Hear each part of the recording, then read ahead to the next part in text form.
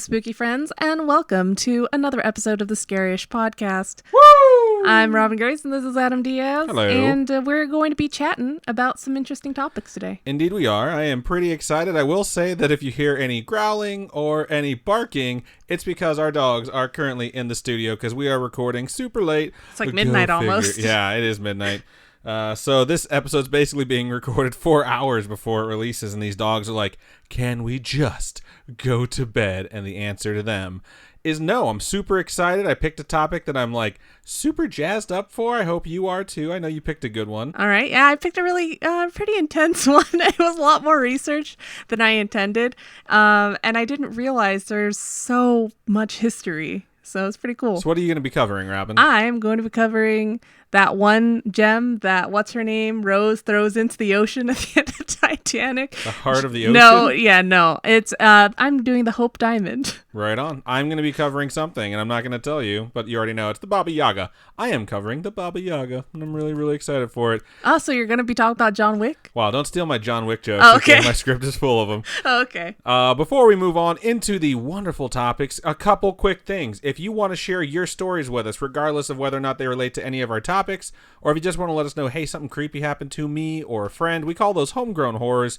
And if they want to send them to us, Robin, how can they do so? You guys can send them to us at storytime@scarish.com. That's our email. Yeah. And then if you go to our website, scarish.com, there's an About Us page or a Contact Us page. There's both of those, but yeah, and you just fill out all that stuff, and it'll send it right to us. So that'll be awesome. Indeed. You can also hit us up on any of our social medias. We've been getting stories through the Insta, which is what the kids call it. I think that's the Instagram.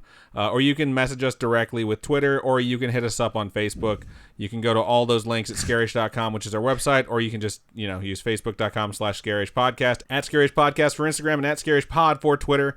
But feel free to let us know. That said, once these episodes release, if you comment on the episode and say a friend's name, tag them, let them know, like, hey, you should check this out. And then also share it on your page. You're going to get an entry into this giveaway that we're doing, and it ends the day after this episode comes out. So this is going to go and run through September 17th, which is the day this episode releases.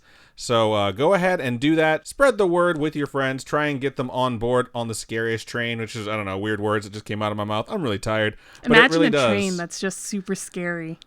That's all trains, I think. It's like the train to Busan. Wow. That's a really good movie. Yeah. But that's the last of the things. We're going to get into the topics now, which are the fun things. And I think I am going to be going first this week, correct? Yeah. Cool. You go, Gur. So this week, I really did know pretty quickly what I wanted to cover. I wasn't really going through a bunch of stuff in my head or looking for inspiration. Yeah, he immediately was just like, Baba Yaga, that's what I'm going to do. Like, we were back in the Chicagoland area. It's because we watched John Wick 3. Okay, here's the deal. We were back in the Chicagoland area recently. We were flying home, and on the flight home, we did watch this really intense documentary called John Wick 3. Which is obviously the follow-up to the massively successful John Wick 2, which was, of course, the sequel to An Inconvenient Truth. Now, during this wonderful family film, someone refers to John Wick, the titular character, as the Baba Yaga. I think they do it in every John Wick movie. It's just basically I what they only call remember him. it from 2. They do it in the number 1 for sure. So if you remember it from 2, then we know they're all covered. So clearly this week, that's why I am covering the Baba Yaga. And I bet you can imagine my shock and slight disappointment when I started doing my research to find out that John Wick isn't actually the Baba Yaga. You're so dumb. So instead, I'm just going to cover the entire movie from start to finish. Okay. Not really. But that would be hilarious. You gotta do the scene-by-scene action shot. If I actually did a breakdown of John Wick 3 and that was just my topic, everyone that listens to our show would be like, did you listen to episode 93? Fuck Adam. It was all about John Wick 3. But no, I'm not going to do that to you folks. So the Baba Yaga is kind of hard to translate directly from Russian for a variety of reasons that you're probably not interested in unless you're like a linguist historian.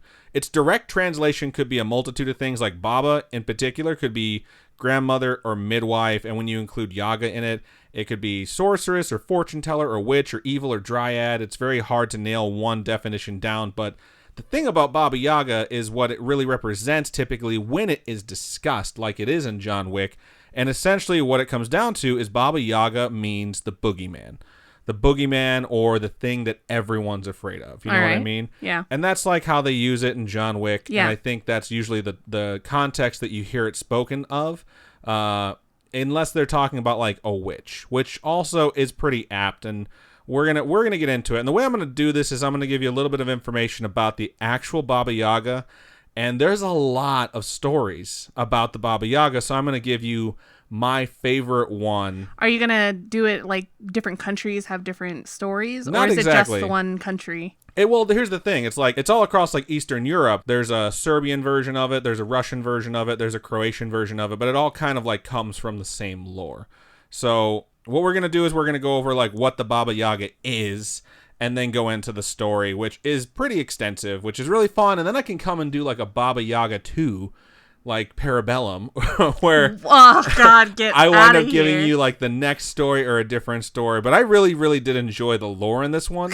And so I dug a little bit into the history, but I really dug more into the lore than I really have before. I'm just like I'm just thinking now because you're just using all these John Wick references, and all I can think of is someone reposted a different Quispy meme. Why does that make any connection to I'm just John Wick? It's just because you're saying like Parabellum. I mean, you're making all these jokes like calling back to John Wick, and I think you just want to bring up Quispy. That's exactly what's going on. Whoever it was that decided to post the fucking Quispy meme in the Facebook Scariest group again, she laughed for like 10 minutes and I'm pretty sure cried while she was laughing. It was so funny. It's just ridiculous. That's all I can think about because you keep bringing up John Wick jokes, and now I'm thinking about memes, and yeah. Cool. So I'm going to get back to this Baba Yaga thing. So, like I said, Baba Yaga basically means the boogeyman, and it's used as a reference of consequence. So it's not just like an official tale that's being told to you. It's like when parents say something to like scare their kids, like, if you do something wrong, the Baba Yaga will come and get you. Are you just quoting the lines from John Wick? That's not from John Wick, so no. It's also really hard to say Baba Yaga and not have some weird Eastern European accent like creep into your mouth like the Baba Yaga. It's just fun. So wherever you are, I would like you to say it out loud right now, but do it in a whisper. That way if someone overhears you, it'll really creep them out, you know? Oh my God. I just imagine someone sitting at their desk like, Baba Yaga. And someone's like, what the hell did they just say? Anyways, the Baba Yaga has been orally told for centuries. It's longer than it's been written down. Robin just winked at me. It first pops up in written word in 1755. So it's been around for 250 plus years. And it's not like it's a book about fairy tales where they talk about the Baba Yaga. It's a text that actually deals with Russian grammar and compares a bunch of different things from Russian culture to other cultures. And it's mentioned 3 times, and twice it's compared by going through the Slavic gods and comparing them to their equivalents in the Roman pantheon. So, like, this god really represents this god. And the Baba Yaga is referenced in this, but not to compare it to something from the Roman pantheon. It's typically just brought up to talk about how original this particular entity is. So, if it's not Keanu Reeves, what does it look like? Well, it's a female, so we're going to say she from now on. It's typically an older lady who's really, really skinny and has iron teeth. What? And a super long nose. And when I say long, I mean super long. Like, they're depicted as being so extremely ridiculously long that when they lay down to go to sleep, their nose touches the ceiling. Would you say it's kind of like the Tengu? I guess, yeah. Because it's weird because we've had this discussion before about having a huge nose. Does that mean huge nostrils or just regular sized nostrils at the tip of your nose? Because you just get so much bugs up your nose and it would drive me crazy. So I kind of understand why they'd be considered evil. Smelling all that stanky farts. Yeah, that's probably why they're kind of a recluse, which we're going to get to. So the home of the Baba Yaga is actually pretty iconic too. And you got to stay with me on this, and I want you to just wipe your mind's eye clean. So we're going to paint you a word picture now. It's a hut deep in the woods. So just picture like a witch's hut, basically, like you've seen in movies or television before. And the hut isn't sitting on the ground. It is actually standing on, and I know this sounds bizarre, magical chicken legs. So it's a giant So it can hut. walk around. And basically, if it wanted to, absolutely. So it's not, when I first pictured this, I pictured like 20 or 30 sets of chicken legs going around the foundation. I'm but just no, thinking of like 4 corners have feet. it's like the base is the middle of the chicken, and it has 2 enormous chicken legs that it stands on. Okay, So not it's like, that cool. It's really, really weird looking, really creepy. Did you say not cool? Yeah. I dare you to find a cooler looking hut in the middle of the woods. Imagine a hut with feet like a clawfoot bathtub. How cool would that be? Okay, I'm going to move on past Robin's DIY design for how you can make your hut. Adorning the top of this structure is a rooster's head as well. I could not find any reference to whether or not it crows at the break of dawn, but that would be equal parts creepy and annoying as hell. I would understand why people would want to burn the witch's house down if her house would crow at dawn. Would it be scaled to the size of the feet? So if the feet are that that would be big, terrifying because that would be a huge then the fucking crowing, head. right? I would imagine it would be, actually. Just a giant rooster head on top of your house, And it's which just is just incredibly super creepy. loud. I don't think it actually makes any noise. I think it's just there. Okay. So inside is a really nice open floor plan, and it makes really good use of the space. There's a gorgeous kitchen with a huge stove that stretches from one side of the hut to the other. It's a really good starter home. So side note, I got all Property Brothers. Did you see that Zooey Deschanel is now dating Jonathan Scott from Property Brothers? Wait. No joke. I read about it today. He was just dating another chick, though. It's so cute, though. They met on Carpool Karaoke, apparently, and became friends. Lanta. And then they eventually started dating. He was dating some... Okay, She fine. was also dating someone, but they broke up, and now she's dating this dude, so... I mean... Pretty good. I applause, because he is hot. Wow. He's a hottie boombalati. She is very beautiful as well. We're going to get back to the Baba Yaga, though. So... It's a terrifying hut with a huge stove, chicken legs, and a rooster head. So this is a pretty fucked up place. So for all intents and purposes, it kind of sounds like a witch with like a little bit of extra flair tossed on there. So like I straight up picture witches' huts from a bunch of different stories with these minor edits being made. All right. So the best representation of a witch in any form of media I've ever heard is Paloma. And those who know who Paloma is know that I'm right. So I don't know what that is. It's Adventure Zone. Oh. So if she's a witch... Does she fly around on a broom? Well, no. She flies around on or in a mortar.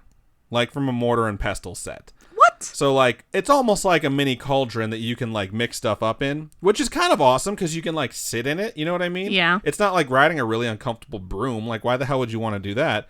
So, she flies around on her in the mortar, and she's not wasteful. Like, she has that pestle in her hand at all times. Is that like her wand? Yeah, she waves it like a wand, but then she can also, like, they say in, like, some of the lore that she, like, waves it back and forth to get rid of any tracks or anything like that, or any ways that people can follow her. So she's very, very clever.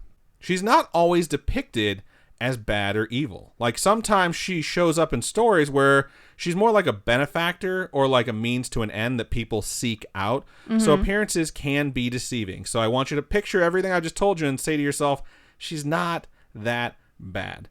Few final details, though. The fence surrounding her hut is made up of human bones adorned with skulls at the very top. Okay. And her diet consists of babies and or trespassers if they're fully grown. Wow. So, waste not, want not. Am I right? She kills these people and then she makes her fence out of them. She's pretty smart. That's some thrifty shit. I'm just saying.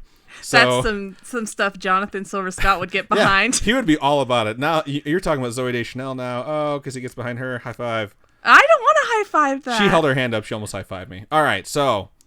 Now that we know what she looks like, it's not Keanu Reeves. Best believe I punched Keanu Reeves. I fucking love that movie. What can you do to protect yourself from her? Well, in most of the tales that I could find about the Baba Yaga, she never actually goes out of her way to pursue anyone. Like, whether she does good or bad in the story, she does it as a result of people coming to her or stumbling upon her. So, if you really want to protect yourself from the Baba Yaga... just leave her the hell alone and you'll be safe. And I mean, let's be real. Like, she lives in a hut suspended on chicken legs with a human bone fence surrounding it in the middle of the forest. She's not exactly inviting visitors to trespass on her property. All right. So if you're going to run into her, you're going way out of your way to do that. So just saying, that's just, you know, understandable. If you move way out of the way to get away from people and people show up, you're going to be like, I might have to murder you now and make a fence out of your bones. Okay. So one particular story about the Baba Yaga that I really liked was one that sounded familiar with just some minor edits to the details. So I'm going to give you this story, And this is like kind of the bulk of the stuff that I researched for this episode. So I hope you enjoy this, and I put my own stupid Adam flair on it. And tell me if you can figure out along the way what the story reminds you of. Because it is a very old story. Is it the story of a girl? It is. She Does she cries cry a to river and hopefully drowns everyone that likes that song. So What? The song is a cute song. the story is called, and I listened to the pronunciation of this, so I'm going to switch it up to an abbreviation here pretty quickly, but it's Vasilisa the Beautiful. And I know I butchered that, and I apologize, but Vasilisa is the only child of a merchant and his wife. And in this story, her mother passes away when she is 8 years old. So she's very young. Her family's very happy. Her mom gets sick. And on her deathbed, her mom gives her a very small wooden doll. And her mom was like, yo, dog, if you ever, need something, give that doll a tiny bit to eat and a tiny bit to drink, and it'll help you out. I'm out. Bleh. Okay. And that's the sound of her dying, if you couldn't figure that out. So, pretty quickly, Vasilisa is like, well, I'm super hardcore bummed because my mom is gone. Let's try this out. So she gives this tiny doll a bit to eat and a bit of water, and it comes to life. And when it comes to life, it comforts her. And the doll is like, they're there. It could be worse. You could be a fucking doll bound to serve anyone who feeds you and gives you water for all eternity. Maybe check your privilege. And Vasilisa is like, oh, snap, sorry, dog. And the doll's like, nah, you good. Like, it's just been a really long time since I had a decent meal. I really am sorry about your mom. And she does feel better. So you'd think this story is pretty up and down so far. She has this sweet freaking doll slave. But at the same time, her mom is dead. So there's a lot going on. And some time goes on, and her dad is like, guess what, V? We're going to call her V from now on so I can stop butchering her name. The dad's like, I am going to go ahead and remarry. And you're going to have a new mommy. And she has 2 kids already that she's always going to treat better than you. But hey, you're going to have some stepsisters. That's so sad. It's Cinderella. And shocker, it is totally Cinderella, but it's just a little bit different. And indeed, it is an evil stepmother situation. Okay. And she gives V all of these chores to do around the house, and just tons and tons of chores that you really couldn't get done on your own, and she makes her do it by herself. But her doll is like, yo, I got you. And her life sucks, but she persists. And her stepsisters are all around the same age, but she is the youngest. So they pick on her, and they treat her like shit. But as time goes on, they all begin to transform into young women. So dudes start showing up at their house like, hello, Mrs. Evil Stepmother, we'd like to smash, please. And the stepmom is like, whoa, only my daughters, not V. Besides, she's the youngest, and you got to get the older ones married off first. Everyone knows that. To which the dudes responded, oof, we're out. Oh my gosh. So that is to say... Mood. I hate you. The suitors basically were all taken because V is strikingly beautiful, as the title would suggest. And they look past her stepsisters. And when stuff like that happens, even if people are on good terms, jealousy will ensue and things are gonna get worse, you know? And things were already not that good. And now things are going to get a little weird, where it's like you start to question the motivation of some of these people if you weren't already questioning the fact that a magic wooden doll existed. So V's dad is like, yo, I got this work thing, and I'm going to be out of town for a while, so you all stay here and do whatever it is you do.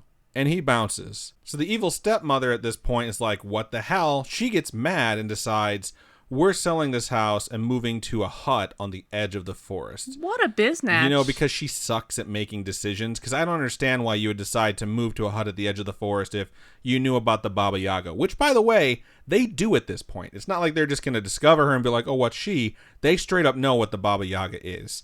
And you're going to find that out in a little bit. So, after a bit of living in this hut, the mom starts giving out a new chore to her girls. So not just V, but also her 2 stepsisters. The girl's chore is, this particular one aside from all the other ones, that they need to put out all the lights in the house, which are lit by fire, except for a single candle. And the oldest daughter at some point, so one of her daughters, not V, screws this up and puts out the last candle. So there's no light in this house anymore. And at this point, they're all like, well, what are we going to do now? We need fire. V, we need you to go into the woods and see if you can find some light in the Baba Yaga's hut. What? So they're like, you know that evil witch everyone's terrified of? We need you to go steal fire from her. Do they not know how to make their own fire? I know, like at this point, I cannot believe that the little wooden doll didn't help her out by just rubbing its limbs together to start a fire. Or just slapping the evil stepmom in the face and being like, go buy a candle, bitch. But she goes. V decides to go into the forest to get light from the Baba Yaga. And adventure ensues. Shocker. So she approaches the hut and sees this thing standing on chicken legs and a fence of human bones. And she's like, this is a really, really bad idea. It's a sick-ass hut. And right around this time, night settles in and the eye sockets on the skulls on the fence start to glow. And this is what pushes her over the edge. So she is terrified. She's in the woods. The sun is gone. She has this horrific hut in front of her. And the eyes of these skulls are just staring at her. And then someone goes like, what are we looking at? And she screams and she turns around and it's the Baba Yaga riding her mortar, looking at this chick trespassing on her property, thinking like, she better not be here to give me a watchtower. And V finally breaks herself free from her fear that kept her from running away. And she just asked the Baba Yaga, like, can I borrow a cup of light? And the Baba Yaga is like, this bitch. So she tells her, like, yeah, I will give you a cup of light, but you have to do some chores. Shit's not free. I mean, like, fire is free, but you're too stupid to do it, so I'm not going to give it to you for free. So V is like, sure, like, what are we talking here? And the Baba Yaga is like, here's a list, just get it done. And she turns to bounce. And V takes this list and is probably expecting it to be some horrific, awful task. And she looks at the list, and this is literally what it is. It's like, clean the house, tidy up the yard, do my laundry, cook me a meal.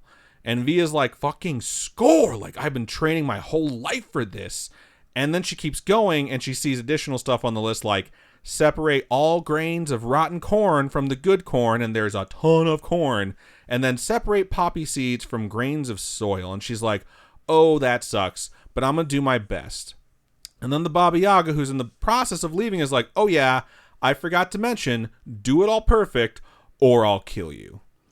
Rude. Yeah, and V's like, what? And she's like, yup. And she just bounces. She's out. Like, that is some sick John Wick energy right there. God. Like, she probably, like, pulled out a pencil and, like, winked at her and then took off. Because, like, he uses a pencil to kill people. Oh, my gosh. I hate you.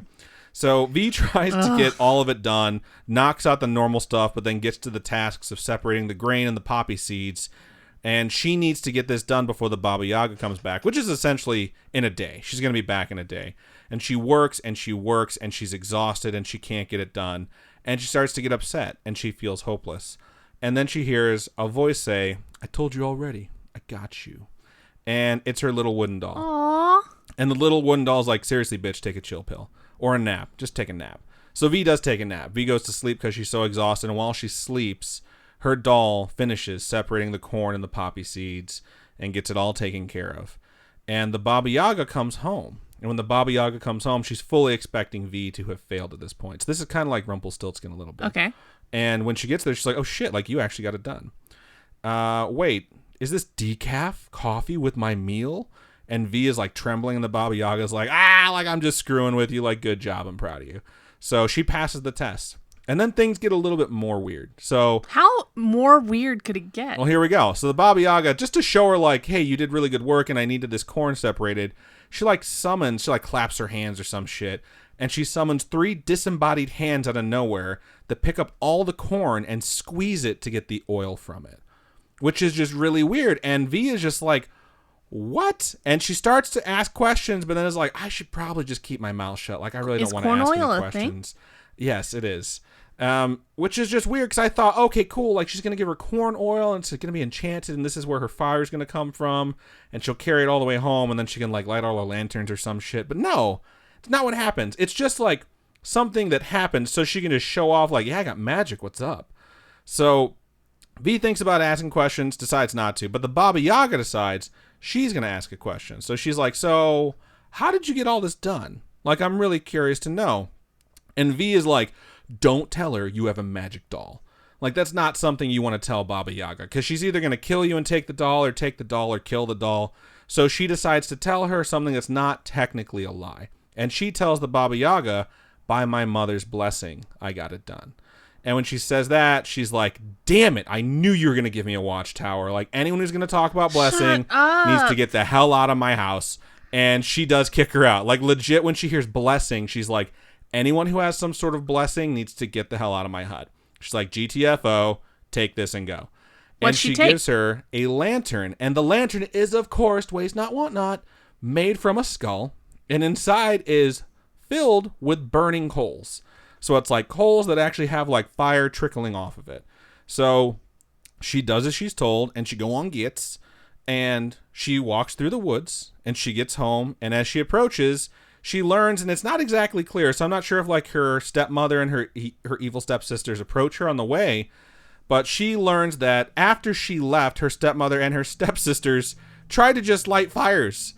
They're like, God, she's dumb, and then they like try and start lighting fires, but they're unsuccessful. So as they continue these things, and it keeps not working, they're just like, well, let's just go find fire from normal places. So they went out, and they found candles and lamps, and they brought them home, even though they sent V into the woods to go mess with the Baba Yaga. It's like they're purposely sending her to her death, and she just happened to succeed. When they got these lamps and candles, they made sure they were lit, they brought them home, and they're like, yeah, we're good. But as soon as they crossed the threshold to the house, any source of flame would be snuffed out in that instant. Wow. It's like there was something going on in the house that would not allow fire to come back, to not even allow light. So you figure now that V's coming home, she has this enchanted skull filled with burning coals. Everything should be good, right? And she's like, cool, whatever, bitches. I got fire from the Baba Yaga. Things are going to be good now. And she crosses the threshold to her home, and all her problems are solved. And by that, I mean her stepmother and her stepsisters burst into fucking flames. Shut the front door. And burn to ash. No joke. That is how this story goes. What? The Baba Yaga gives her a skull filled with burning coals, and when she steps through the threshold to her house, her evil stepfamily is burned to death to the point where there's nothing left but something to be swept up in a dustpan. So she basically accidentally Thanos snapped her evil stepfamily. Oh my gosh. So she's like, that was unexpected. So she buries the skull outside. She's like, I don't want to kill anyone else. And this is pretty messed up. So after this happens, after her stepfamily is now dead, she decides to do something. And it depends on which version you've read or heard of this story. Because in some versions, her dad comes home and he's like, oh, dang. Let's move. And they just bounce, and she lives with her dad and is happy, and that's the end of the story. Like, her dad and her have this relationship again. Her dad's not like, where did everyone go? Her dad's just like, we should probably leave, right? Let's just leave. Like, this is a triple homicide. Like, we should GTFO. Yeah, but there's no evidence. They're all burnt. Exactly. It's the perfect crime. So her dad recognizes that, and he's like, let's bounce. So that's one version. In other versions, and I think it's more frequent that you find this version, she actually moves alone. Her dad doesn't come home for a while, and she leaves and goes to the city. She's and then like, he finds all the crispy bodies. I hate you so much. She moves to the city to get away from this hut and all these memories, and some very nice elderly woman takes her in. And I look for details, but it's not actually the Baba Yaga trying to be like, yo, dog, come live with me in the city. It's just another elderly woman who happens to be nice. She takes her in, and V is so grateful. She gives her something. She actually knows how to weave cloth, and she makes her this big like thing of cloth. I don't know what you actually call it. And she gives it to her, and she tells her like, you should go sell this and you should get some money. But it's really fine quality, and it's really, really nice. So the woman that she's staying with says like, I'm not going to sell this. She takes it and gives it as a gift to the eldest son of the emperor, because this is in Russia. So he's like, oh snap, like who made this? I'm a smash. And she's like, V made this. She's also super hot. So he marries her. And when they're married, they invite the old woman who took her in to live with them in the palace. And then her dad eventually comes back, and he gets invited to live there too. And like, regardless of which ending you choose, because at this point it is a choose your own adventure, the one detail that remains the same is she always keeps the wooden doll in her pocket for the rest of her days. Aw, that's so this cute. blessing she got from her mother that saved her, that the Baba Yaga like didn't pick up on, but did the whole like, do all these things or I'm gonna kill you. And she gives her like this skull where it's like, this will take care of your problems, which it absolutely did. Like, let's be real. But yeah, she keeps it with her for the rest of her days. Nice. And it's like this really weird Cinderella story with witches and murder instead of fairy godmothers or pumpkins. But well, she the smashes... Grimm fairy tales were totally different. Yeah, so I really feel like this is very similar to what the origin of like this story could have been. You know what I mean? Yeah. So, and in the end, she smashes a prince and lives happily ever after. And isn't that what most fairy tales are all about? Yeah, all about that smashing. But this is a really good example of how the Baba Yaga shows up in a story and is still pretty terrifying, but is really pretty neutral. It's like, you showed up on my effing land, you're asking me for something, and I'm going to make you have a super hard task to get what you want. But when she does it, she's like, oh, snap, like, you did it? Okay, cool. I'm going to give you something a little extra. Wink, wink, wink. One for each dead relative. Oh, my gosh. So it's this amazing backstory to the Baba Yaga where I was like, I could try and grab a bunch of small stories and cram them all together, but I'm like, no, I'm telling this super dark Cinderella story. I like it. I really like doing this one. Like, I dug a little bit into the history, and now I can go back and do the Baba Yaga again. Maybe we can have Keanu on, and he can tell us his favorite story. Yeah, seriously, hit us up, Keanu. You are breathtaking. So, but yeah, that's what I have for the Baba Yaga episode 1. Cool. Awesome. Good job. I know you have a really, really interesting, really long topic about to hit us. It's lots of history nuggets. So this week, my topic is all about girl's best friend. But I don't know how much of a friend this giant beast of a diamond was to anyone. That girl's best friend, diamonds? Yeah, I got you. Okay. I was just picturing Elizabeth Taylor in my mind's eye. Is that a commercial back in the day? Yeah, she was the spokesperson. She's the one that was like, girl's best friend. Diamond's her girl's best friend. Yeah, really? That was her. Oh, interesting. That's what my sister's named after. Really? Yeah. Elizabeth Taylor? Yeah. Elizabeth Taylor supposedly had purple eyes. What? Yeah. No way. No, that's true. That's true. That's totally what they say about her eyes. She was a demon. I don't know if you know this, but the Targaryens all supposedly had purple eyes. That's not how they made it in the show, though. No, they didn't give them purple contacts, but yeah. Boo.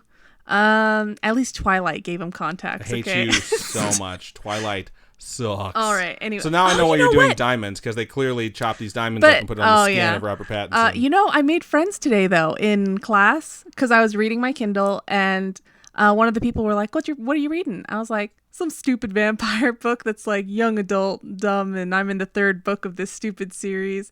And 2 girls in front of me were just like, "Oh my god, you're preaching to the choir or some shit."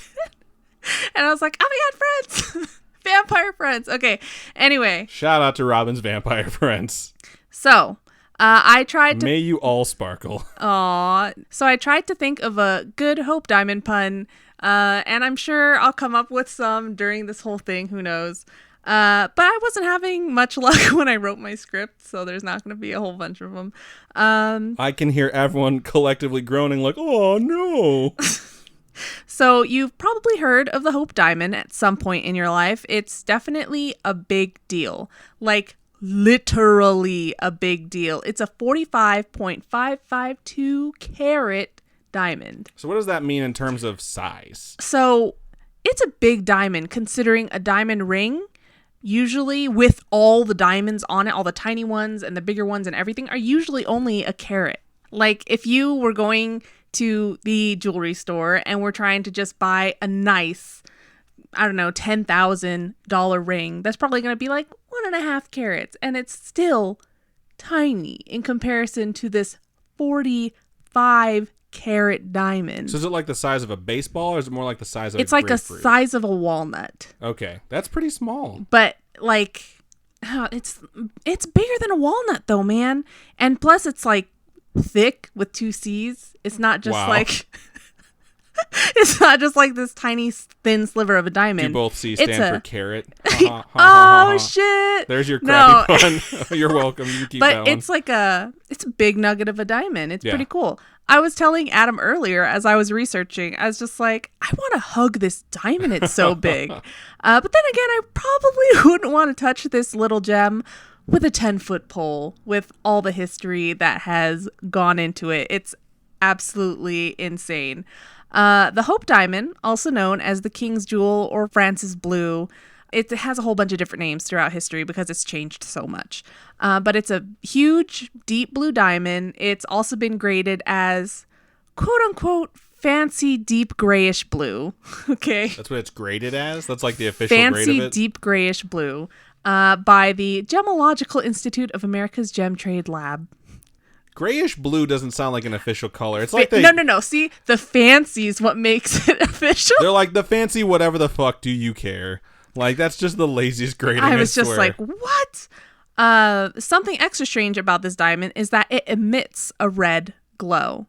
So when... Evil. Yeah, that's what I thought. Obviously evil. So when you put certain... it's a kyber crystal. It totally makes sense now.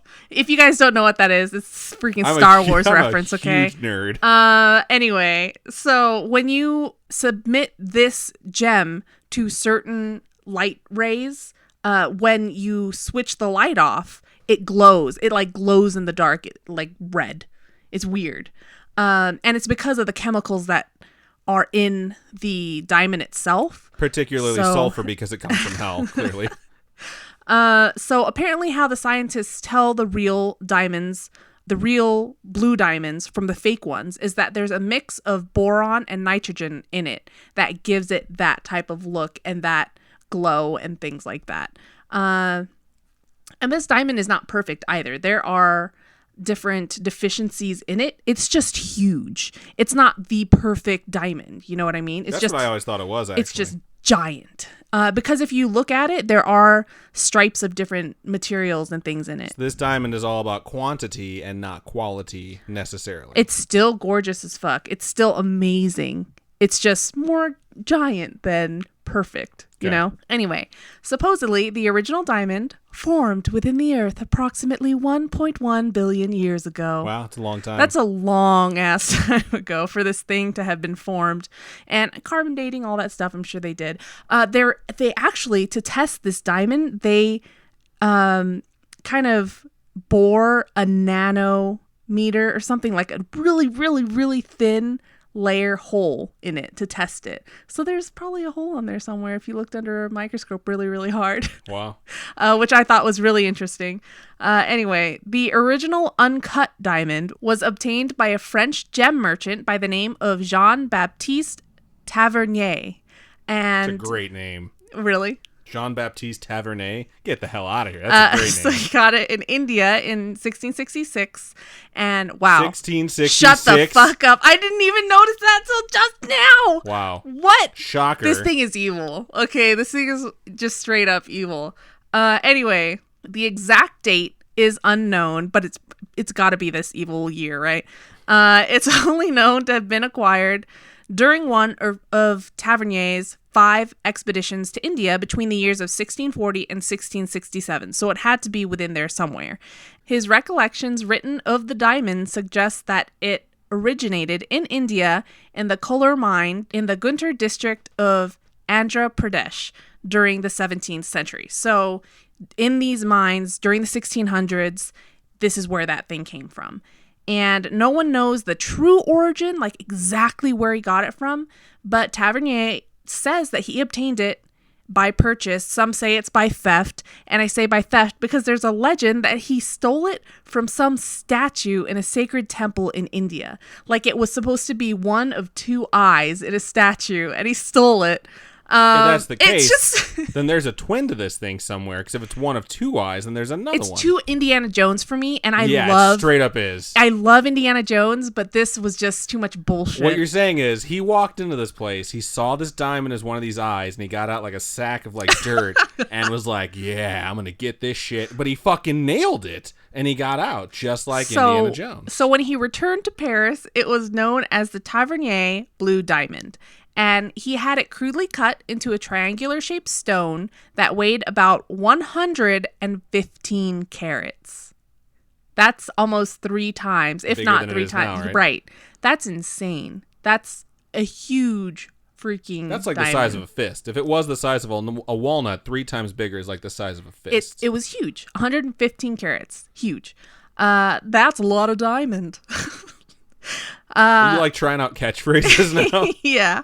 So me personally, I'm really curious to what they do with the little baby diamond chips. You know, when they're cutting this diamond, and they did put facets into this, even though it was crudely cut, there were still facets to it. You know what I mean? What are facets? It's like when they slice the sides off to show you, it like makes it sparkle. You know what I mean? To let the light pass through it for clarity or whatever. So when you look at a diamond, A facet is all the different cuts in it that make it look shiny. So when you move your hand or whatever, it sparkles. That's a facet. I don't know how to explain it really. I think you did a good job. I'm not a gemtologist or whatever they call them. I'm not a jeweler, okay? If there are any jewelers out there, let us know. I'm really curious as to what someone that cut a huge diamond down to 115 karat diamond did with all those little extra diamond bits. Because you could, in this day and age at least, you could put a whole bunch of those tiny diamonds all over a ring or something ridiculously expensive. Not to jump too far ahead or anything, but this diamond is cursed, right? Yeah. So let's hope they kept them the fuck away from me forever. Well, I mean, yeah, imagine all those little baby diamond chips, and a whole bunch of people in the world have a bunch of these little baby diamonds, and little do we know, these little baby diamonds are cursed and killing people all over the world. You just want to say little baby diamonds as many times as you can. Heck yeah, it sounds fun. Anyway, it's just fun coming out of my mouth. Tavernier went on to write a book titled The Six Voyages and included sketches of a few of the diamonds that he ended up selling to King Louis XIV of France in or around 1668 or 1669.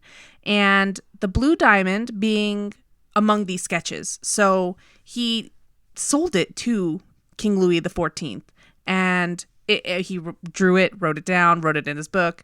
The book mentions the coal mines as a source for colored diamonds, but it doesn't mention that diamond specifically in the book. So that's why people are like, I don't know if that's really where he got it from. One report states that he actually brought 25 diamonds back to Paris, including one that eventually became the Hope Diamond, and sold them all to King Louis XIV. Another report states that he sold the blue diamond and 1,000 other smaller diamonds to the king for 220 livres. Livres? Can you spell it? French money. Okay. Got it. Yeah, it's French for pounds, really. And it was used, this currency was only used between 781 and 1794. So only 1,000 years. Yeah. So yeah, about 1,000 years. So the equivalency of that currency is about 140 kilograms of pure gold. It's a lot of fucking gold. Yeah, that is a lot of gold. So this gem. I wish you could have translated that into a dollar amount, because I don't know how many of us have like kilograms of gold laying around where you're just holding a fucking sack with a dollar sign on it, and you're like, that's a lot. They're just swimming like Scrooge McDuck. Anyway, so life is like a hurricane. This story's crazy. Yeah. So there's controversy as to the actual worth of the gem at the time. Some say that Tavernier was granted a patent of nobility as part of the payment for the diamond. And at that time, these cost around 500,000 of those French pounds. And that's a lot. So you add 500,000 to the 220,000. That's a fudge ton. And imagining just handing over this huge diamond and the king just being like, bam, you're royal now, bitch. You know, like, people call you Sir Moneybags. You're welcome. How cool would that be? This diamond had to be huge and amazing. How big of a scam is it that royalty can be like, I can pay you 500,000 pounds, or you can tell people you're a knight. What up? Like, if you were not to a knight, but if you were to go to a new society that has no idea about lordships and be like, look, I can make you some title that's going to be totally sweet and worth a ton of money. It's like when people become duke of something. It's like when people are like, I'm going to go to Club 33 and spend hundreds upon hundreds of dollars. And you're like, wait, what's special about it? It's like, you can't get in. It's like, what else? Like, no one can get in. It's like, I really want to get in. Why it's so special that people set money on fire to get in. If I could get in just once in my life, I would be so happy. Like, Club 33 is life goals. Hopefully no one from Club 33 listens to this, because they'll be like, oh, I'm going to ban both of them because Adam doesn't get it. I get it. Let me in. I'm that meme of that guy at the gate. Let me in. Okay, so now King Louis XIV has a diamond, okay? And in 1678, this crazy bro decides to cut it again, and he commissions the court jeweler to recut the diamond, resulting in a 67.125 carat stone. So it went from 115 carats to 67 carats. So what do they do with the rest of it? Did they put it into like other royal jewels? I don't know. I that's why I'm like, where do they put all these extra little gems? And so they renamed the 67 carat stone to the blue diamond of the crown of France. and they later called it the French blue. So that's why it's called France's blue. The diamond was set into a cravat pin, which is why I asked you earlier what a cravat was. It's pretty much like a fancy brooch for your ascot. So it's just... So this guy wore it around his neck. He wore it to keep his scarf on his neck. Yeah. Wow. Bad news bears for King Louis XIV, though, because he dies of gangrene, and all his legitimate children died in childhood except for one. Wow. That's intense. Yeah. In 1749, Louis XIV's great-grandson, Louis XV, took the gem and put it into another, more elaborate pendant, and it was Fuggo, which is fuck Uggo. And Uggo means ugly, for those of you who don't know. I love that I had to, when I explained it to your friends back in Chicago, they're just like, thank you for that translation. Probably because they knew what it meant, but you're let me volunteer to explain to you what's something that's been in the... I just like doing it for fun. It's just, when you say it like that, Fuggo, fuck Uggo, it accentuates the fact that this thing was ugly, okay? It's like what James Bond would say if he was ugly, like Fuggo, fuck Uggo, and they're like, oh, okay, I got you. Oh my god.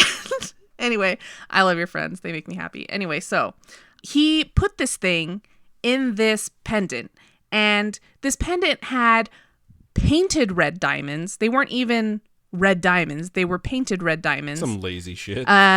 Painted yellow diamonds, okay, and a giant red stone dragon that made it look like it was breathing fire. So he's like bedazzling like Ed Hardy jeans, basically. He's like, I'm going to use this sweet-ass gem. So it was a giant red dragon that was facing downwards, and the red painted diamonds were around the blue diamond like fire. Okay, it was just... Ugh. And he named it A Song of Ice and Fire. And his name was George Martin. See, I would post it on Instagram, but the picture won't fit because it's lengthwise. It's too long to fit on Instagram. We'll try and do what we can to get it on Instagram. But this thing is ugly.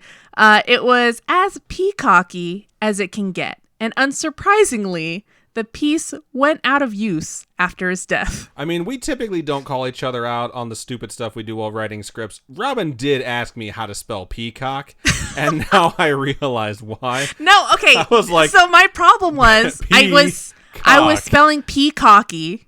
Okay. I was spelling peacocky. I'm spelling this word that doesn't exist. No, and so it kept giving me the error, like, this is not a word. So I was like, I swear I'm spelling peacock correctly. I don't understand. So I just put a little dash in there and it fixed it, okay?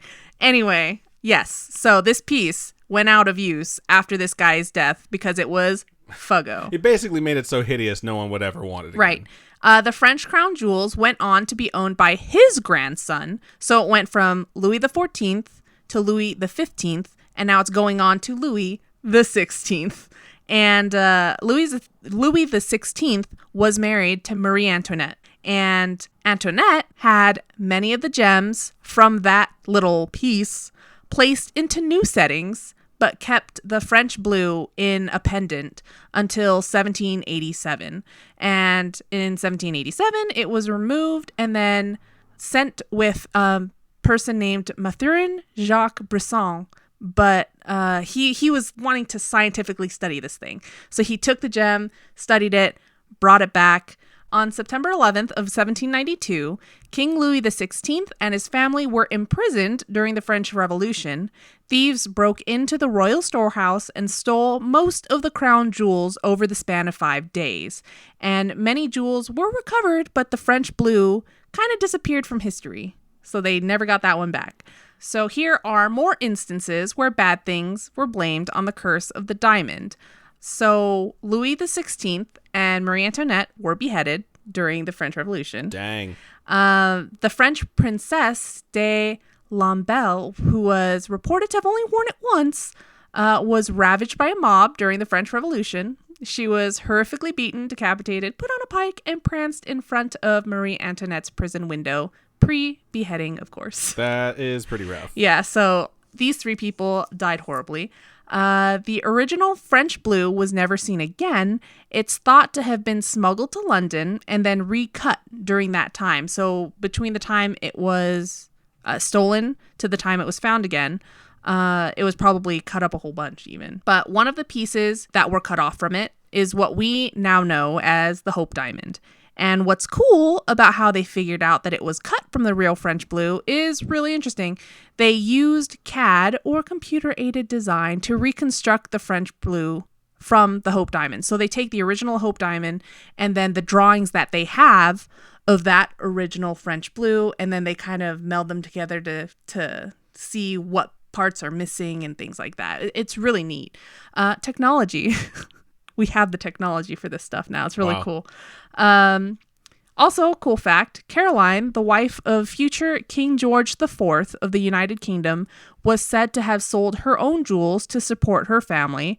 Her nephew was later known to possess a 13.75 carat blue diamond, which was thought to be another piece of the French blue. But that piece, that diamond, is lost to history. They don't know where that one is. Bummer. I feel like, I know this is a story about a cursed diamond, but I really feel like what you're telling me and all the listeners is there's a lot of treasure out there that we need to go find. Right? We all need to just be Indiana Jones about this. Yeah, a little bit. Yeah. A blue diamond, recorded to be identical to that of the Hope Diamond, was said to be in possession of a diamond merchant named Daniel Eliasson in September of 1812. So that's the earliest recorded existence of the actual Hope Diamond as we know it today. And it seemed to have moved hands quite a bit, no one knowing definitively who had the diamond, where or when. It was just like roaming around, different people had it. No one really knows.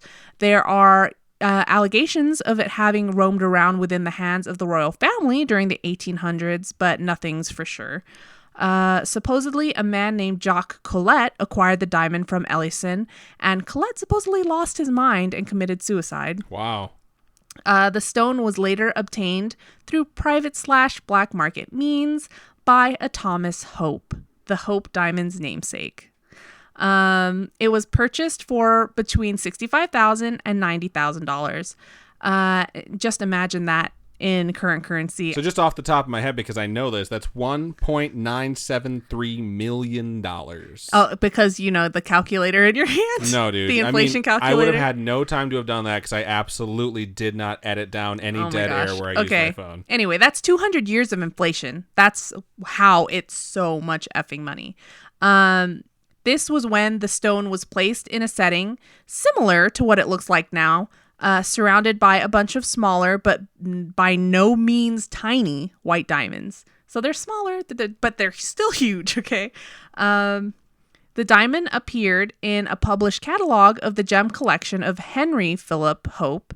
And when he died in 1839, his three nephews, which were the kids of the original Thomas Hope and his wife. So his three nephews fought over the inheritance, and the collection was inevitably split up between them, the oldest one receiving the Hope Diamond. It was displayed during the Great Exhibition of London in 1851 and in Paris in 1855, but was otherwise kept in a bank vault. Henry Hope's only child, Henrietta, married the future Duke of Newcastle, and Henry's wife, Anne, just didn't trust this Duke dude. And so when Henry died, Anne inherited everything, and she made sure that the Hope estate would go to Henrietta's younger son instead of the parents. They're just like, nah, I don't trust you guys. We're going to take it to the son. So Henry Francis Pelham Clinton was able to inherit the diamond and all of the Hope estate. But it was on the condition that he added Hope to his last name. Wow. So it's like, you can't have this stuff. Unless you're a Hope. Yeah. Which makes sense, though. It's the Hope estate. You know what I mean? It's the Hope Diamond. The poor kid ended up living beyond his means himself, though, and ended up becoming bankrupt. So this diamond is not good. This rock is financially unlucky. Everyone just loses their money or their heads. I feel like it's just going to be it's been in the hands of a lot of like not smart or good people, and it's kind of along the ways picked up this reputation. I think it's a Horcrux. It might be a Horcrux. That could be a possibility. Unfortunately for him, he wasn't allowed to sell the diamond without the court's permission. So even though he was going bankrupt, he had to get the court's permission to sell this diamond because it was in the stipulations of him owning it. And his wife had to support him during this whole time. She supported the family until 1901. After a long legal fight, he was given the permission to sell the diamond to pay off his debts. His wife still ended up running off with another man, and they ended up divorced in 1902. So bummer. This diamond seemed to even curse their marriage. I feel like he cursed their marriage because he's really bad with his finances, though. But this isn't the only case where the person runs away with another person. Okay, in the history of this diamond. So Henry Francis sells the diamond for what today would be valued at 3.09 million pounds. It's a lot of money. So he sells it to Adolf Vail, London jewel merchant, which then was sold to a diamond dealer for what today would be $7.5 million. Holy shit. So he made a lot of money on that deal. He was from New York or took it to New York. Either way, this guy, Simon Frankel, took it to New York. Supposedly, he was totes ripped off because it was evaluated to have only been worth a measly $4.25 million. I mean, you scoff at that, but that's a loss of $3 million because he overvalued That's something. a lot of money, though. It's a lot of money. Between 1902 and 1907, it's not exactly sure what happened to it. Some say that it changed hands between a number of wealthy individuals who happened to have experienced bouts of bad luck. Others say it never left Frankel's hands. So the history of the diamond is not exactly sure either. Frankel eventually experienced financial difficulties himself during 1907. I'm going to go ahead and say that's not part of the curse. That's because this guy set on fire $3 million for not properly evaluating a purchase. And they called it the hoodoo diamond. That's what they called it after they lost so much money. With its history of destroying people's finances, I'd have called it a lot worse than the hoodoo diamond.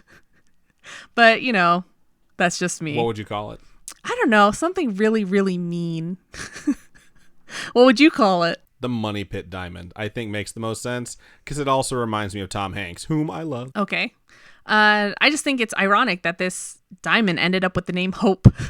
You know what I mean? Yeah, it's pretty funny. What are the odds? Frankel definitely ended up making a killing, though, when he ended up selling the diamond for $11.15 million. And he sold it to a Turkish diamond collector named Salim Habib on behalf of the Sultan Abdul Hamid II, but was soon after included in an auction of Habib's assets to pay off his own debts. So he got this diamond, had to pay off his own debts. This is just a bunch of rich people buying shit they don't need for way too much money, and then shocker, they go bankrupt. So yeah, and he sold it for $2.23 million. So he bought it for 11, sold it for 2. Supposedly, the Sultan was having his own misfortunes after the purchase and wanted it gone as soon as possible. And he was known as Abdul the Damned, so he did not have a good history as Sultan either. Oh my God, of course. Simon Rosenau bought the Hope Diamond in Paris for 400,000 francs, then sold it to Pierre Cartier, the Cartier. I was going to say, that name sounds for familiar. 550,000 francs. So people are trading this thing off. Some are losing money, some are gaining money. Cartier then brought it to America, and apparently Cartier didn't have any trouble. That man's a fucking... I was going to say, yeah. Man. So Cartier brought it to America to try to sell it to Evelyn Walsh McLean and her husband, Edward McLean, owner of the Washington Post. Wow. Yeah. When I read that, I was like, shut the front door. There's no way. McLean wasn't interested at first until Cartier put it into a much more modern setting. So they took it from that setting with all the diamonds, put it into a more modern little setting. But that's what you'll see today when you go visit it. That's the setting that Cartier did. I think that's pretty cool. Then Evelyn was all about it and agreed to buy the diamond. But once she found out about the horribly unlucky history of this diamond, she wanted nothing to do with it. And eventually, after a lot of lawyer junk, Cartier and the McLeans came to a deal. They added a fatality clause that stated that if anything bad happened to Edward or anything, the diamond could then be exchanged. So it's like exchange for what? An extra life? This isn't fucking Mario Brothers. So it's like if I die, I want something else. This is bullshit. You'd be dead. Just saying. In 1911, they bought the diamond for $8.1 million. So that's a lot of freaking money. Okay. Evelyn flaunted the diamond and wore it to numerous events. She would put it on the collar of their dog and let the dog walk around with it. It's so stupid. Okay, I hate them so much. And she would play games with it, like at parties. She would hide it and be like, "All right, guys, let's try and find the diamond." Oh my god! Whoever touches it dies first. Unfortunately for them, soon after the actual purchase of the diamond, their mother died, 2 servants died. A car ran over their 10-year-old son. Holy shit. Her husband would eventually leave her for another woman and die in a mental hospital. Their daughter also committed suicide / died of an overdose, depending on what source you read. Either way, she died at the age of 25, so she was really, really young. When Evelyn died in 1947, she passed it down to her grandchildren, which makes sense since there wasn't really anyone left to hand it to. Here, I want you to know 2 things. I really want you to have this, and I hate you. Even her grandson. Why would you give it to anyone you cared about? Even her grandson eventually died in the Vietnam War, so a lot of her family died. Interesting Evelyn Diamond fact. She also owned the 94-carat Star of the East diamond at one point as well. So, bitches be rich. Just saying. It's like, I finally just got to the point in my life where I can ask for guacamole or sour cream, and they're like, it's extra. I'm like, whatever, I'm rich. That's how but I these feel. fucking people are like, I need matching giant diamonds for my dog collar and for my hide and seek party. Yeah, whenever anyone's like, that's another 90 cents, I'm like, just give it to me. I can afford it today. I'm in my 30s, okay? You know what that means? I can't afford it, but I'm going to pretend like I can. So, they sold the diamond to settle her debts in 1949 to Harry Winston, another pretty famous American jeweler. Have you heard of Harry Winston? Winston Jewelers? I have no idea. Anyway, he purchased the McLeans. I thought you were going to talk to me about Ghostbusters for a second. I got really excited. Okay. And I was like, they're not real. He purchased the McLeans' entire jewelry collection. Winston toured the jewels around the country and even had the diamond's bottom facet recut to accentuate its brilliance. I don't know what the original bottom looked like, but... It had those apple bottom jeans. I should fucking hate you. Anyway, so Wilhelm Falls, one of the men who cut the diamond, not exactly sure which time he cut the diamond, but was said to have died a ruined man. His son Hendrik was said to have stolen the jewel from his father and then killed him and later committed suicide. Wow, that's intense. George Switzer of the Smithsonian is credited with persuading Winston to donate the Hope Diamond to the museum collection. Winston, this ballsy dude, fucking sent the diamond through registered mail. He brown paper bagged that shit and sent it through the mail, insuring it for $1 million, which cost him, at the post office, $145.29. That is literally some of the craziest shit I have fucking genius. Heard. Imagine if the U.S. Post Office lost your priceless gem, they still got to pay you $1 million. Imagine shipping an atomic bomb during World War II via the United States Postal Service because you're like, we just really don't want to take it ourselves. Supposedly, James Todd, the mailman who delivered the diamond to the Smithsonian, however, apparently had his leg crushed by a truck shortly after. He got into a car accident, crushed his leg. He also suffered a separate head injury in a different accident. And apparently his house burned down. Oh my God. He supposedly is the final victim of the Hope Diamond, though, so that's a good thing. So you're going to tell me Zach Bagels bought this, right? Oh my gosh, wouldn't that be amazing? I don't think he could afford it, though. Even Zach Bagans can't afford that shit. It seems that Winston never truly believed about the curse. He was never affected by it. That's why he was just like, brown paper bag, it shipped in the mail, it's fine. Poor James Todd, though. The diamond... Just give it to the mailman. The mailman can take care of this. Oh, what happened? His house burned down? Okay, 2 accident? That sucks, but hey... $145 for insurance. Wasn't there an episode we did where the woman broke her leg and she broke her arm or something like that. She kept getting to accidents over and over again. I think it was when we covered Hawaii and the lava rocks. Oh, yeah, I think that's right. Yeah. Anyway, sorry, that's total tangent. But the diamond, once it got to the Smithsonian, never really left the museum except for very certain / special occasions. So there were times when they would take it back to the Winston's residence for something, or for different exhibitions in different countries, things like that. When they took it to Paris for an exhibition, the person that took it had a velvet pouch specifically sewn to hold the Hope Diamond in, and then it was placed like specifically like put into the pocket of his pants or inside his pants or something like that, where it wouldn't get lost, like it was sewn in there or something. What happens if his pants get taken off? Or he loses his pants? I'm just saying, this is a very important diamond. You get this whole pouch for it, and you hide that in your prison pocket, because no one's going to take it. You gave me a $5 bill the other day, and I don't know where it is.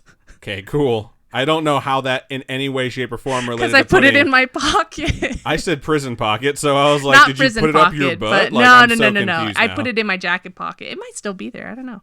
Anyway, if you want to take a gander at the Hope Diamond, you'd have to go to the National Gem and Mineral Collection at the National Museum of Natural History in Washington, D.C., where it's been since 1958. It's the most popular jewel on display and is the collection centerpiece, which is totally understandable.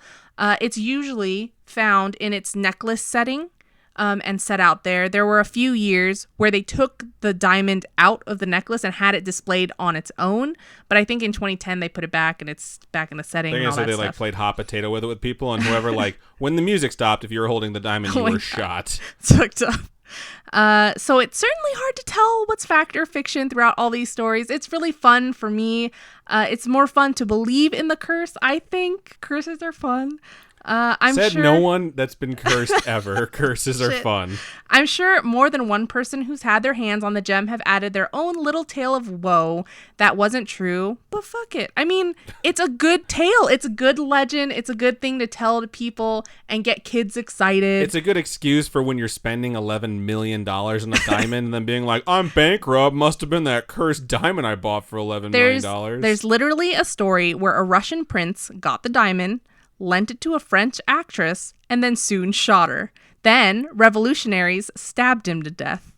Wow. There's just, these stories are so, there's no evidence, but they're good. They're just. Is that a good story, Robin? That doesn't seem to have a great ending. It's like true crime. True crime is in right now. It's just these curse stories of all these random deaths is so interesting. You don't think that's interesting? I think it's bizarre, and I think in a lot of cases when it comes to this particular scenario of the Hope Diamond, it crossed the hands of a lot of scummy people who were doomed to die and idiots who were terrible with money. This thing glows red. Okay. Yeah. I mean, I'm not saying it's not evil. I'm just saying people are also stupid, and they had it coming. I'm just saying. But yeah, that's the story, history, whole hands exchanging of the Hope Diamond. I thought it was really cool. It's really interesting to me. I mean, I'm all about that murder. It's a tale of excess on an extraordinary scale that I can never hope to understand personally. But it's like when you hear stories about like really rich people who buy like umbrella holders for like $300,000. What? It's like, you could pay me $60,000 a year and I will stand in a corner for 8 hours a day and hold your umbrella. Like, what will they do with the umbrellas for the other portion of the day? They're going to have them with them. I'll do the night shift. I don't care. I'm just saying, like, it's those type of folks who can spend that much money on something that will spend $11 million in a diamond and then go bankrupt and just blame it on this inanimate object that they picked up that just happens to glow red in the dark because it was made in hell. Just hating on it because it's cool. It's cool. It's a great story, and I do think some of those things are absolutely bizarre, but like, when you have people just setting money on fire and then eventually like, where'd my money go? Growing up, when I was a kid, I totally thought that's what that chick threw into the ocean at the end of Titanic. The Hope Diamond? Yeah. I didn't even know what the Hope Diamond was until a few years ago. Really? So, it's not one of those curses that's so well known that it would be more known than it's just like, have you heard of this really big diamond? It's like, no, I really haven't. It's because it can't catch a football. I mean, I like a lot of stuff, not just football, okay? Okay. But yeah, so that's our episode for today. That's all we got. Good stuff, Robin. Great story. Good research. Thanks. Very impressed with the research. So if you folks have any stories about the times you particularly purchased the Hope Diamond and it destroyed your life, or any other sorts of stories, you can email storytime@scarish.com or go to our website, scarish.com, and click on Contact Us. Fill out the form. It comes directly to us, or hit us up on any of our social medias, facebook.com/scarishpodcast, @scarishpod for Twitter, and @scarishpodcast for Instagram. Robin, if folks wanted to donate to us and get some of those sweet, sweet stickers, how can they do so? If you go to patreon.com/scarishpodcast, I just packaged up a whole bunch of Patreon rewards. We have a whole bunch of tiers. They start at $1. Anything helps. If you folks want the new stickers, I am doing like randomized stickers, and then I'm sending out buttons with the stickers as well. So everyone gets a button, everyone gets a sticker. I have 5 different designs, and just join us. It's the Badge of Honor tier. Check it out. And we also have one-time donations if you folks want to do that. If you go to ko-fi.com/scarishpodcast, those are all one-time donations that will help to upgrade our studio setup and our computer that we have that runs literally everything right now. So go on over there, help us out. It's super great.